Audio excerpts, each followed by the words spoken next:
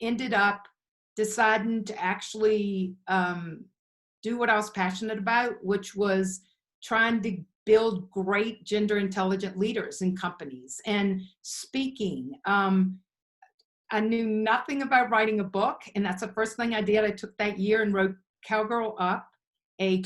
So that's where the name of the consulting company came from, was from the book. Corporate Cowgirl Up is the name of the consulting company, and a Cowgirl Up, a woman's guide to navigating the corporate frontier. It all came from when I was fired, really at the top of my game. I went home and I was pretty depressed, and I never forget, kind of 3:00 in the afternoon, kids were at daycare. How many kids you got? 2. Okay. And boy and a girl, 28 and 21. And nice.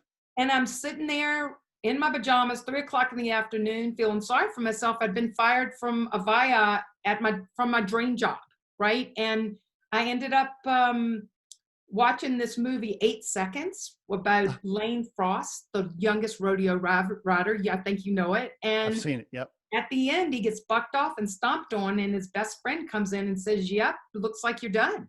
You've only worked your whole life for this, or you could cowboy up and show them what you're made out of."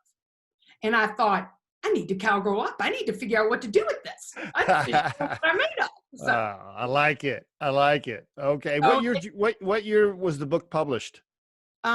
It's been 6 years ago. 6 years. Okay.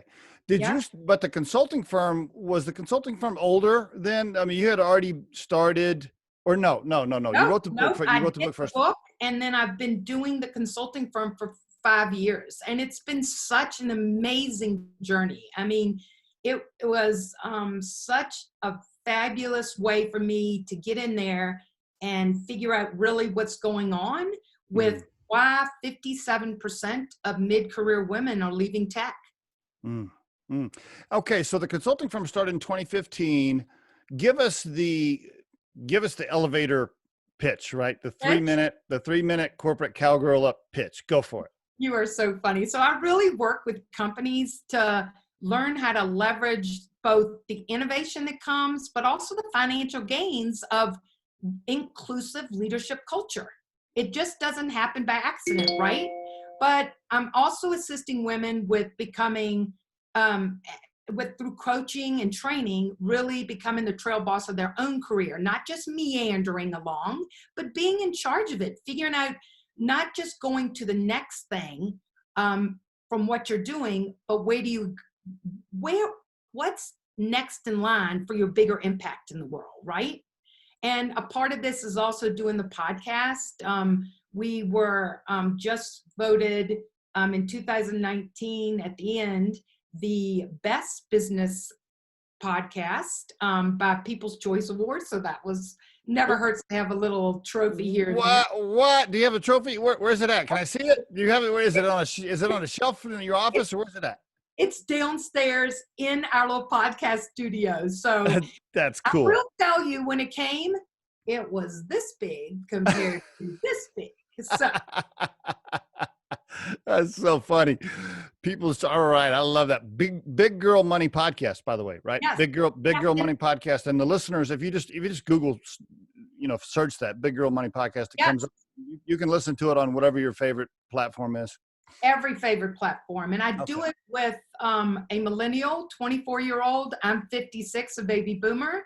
And just, it's such a great perspective of the two generations of what it means to be successful and how to hopefully be successful. So she started out as a mentee, and after about a year and a half, she went through some pretty tough cultures. Right out of school, right out of CU Boulder, and helped her get her first job as a business analyst.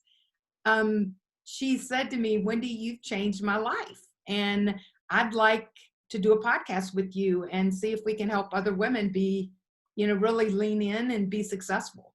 And were you like, yeah, I mean, what was your response? I just say no to that, right? I mean, it's one of those things. I said I hadn't even thought about a podcast.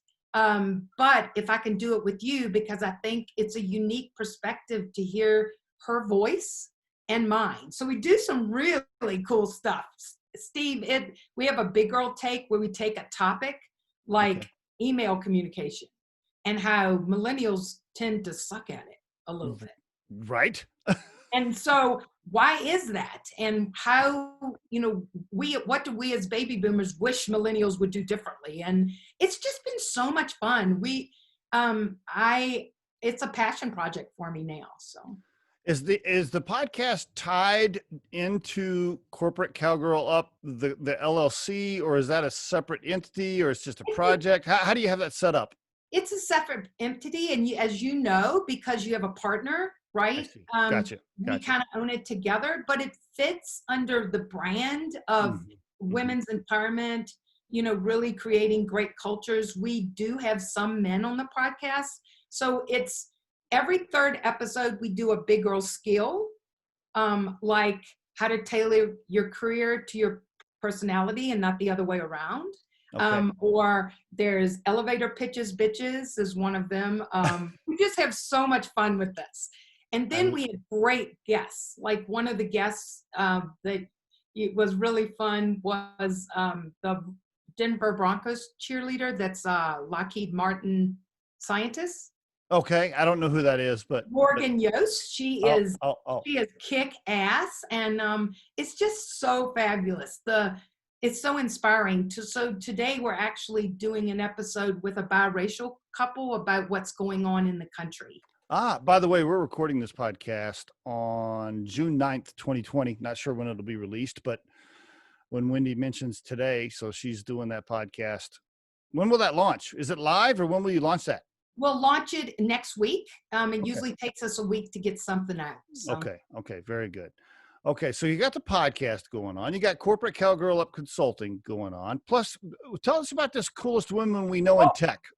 So about 13 years ago, I was at the company Magpie Software, where I went right after I was fired, and I became a partner there. And I talked the partners into spinning off a product company.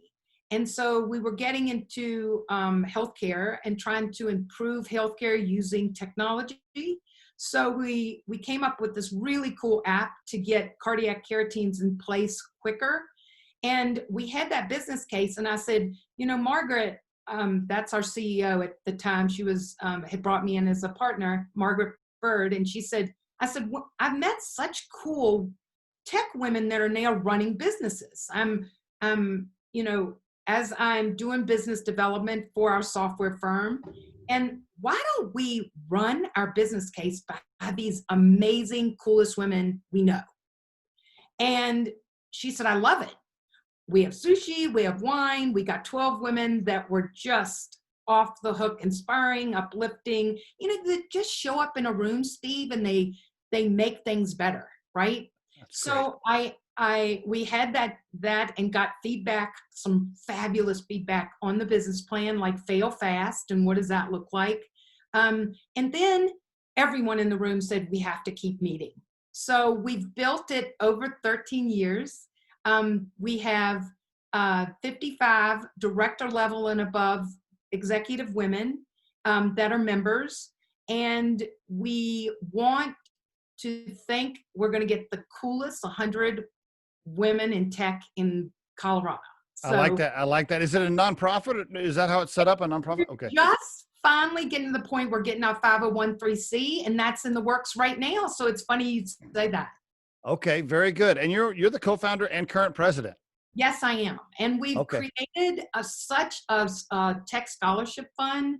We also have a next gen where twice a year we bring the next generation of tech executives to the meeting so that they meet each other and they can network and be inspired by some of the really great, cool women that are in our group. You're writing books. You're co-hosting a podcast. You're the co-founder and president of this nonprofit. And oh, by the way, you're trying to run your own consulting firm. You're a little bit busy. The Riderflex podcast features entrepreneurs, business executives, and the stories behind how they got there. as well as daily tips on career advice and job interviews. Our show can be heard just about anywhere these days, but you can visit Riderflex.com and click on the podcast page to hear all the previous episodes and learn more about the recruiting and consulting services we provide. Contact us at the email address info@riderflex.com or 888-964-5876.